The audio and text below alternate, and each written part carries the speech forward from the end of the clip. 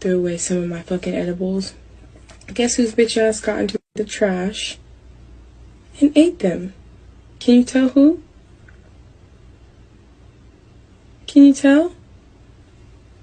Jinx. Jinx ate them.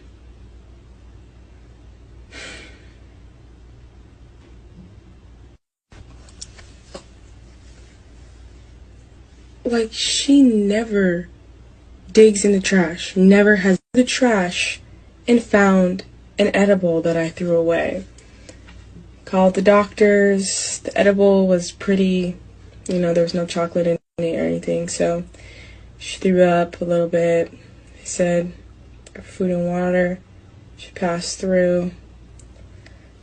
But I'm just a little worried because this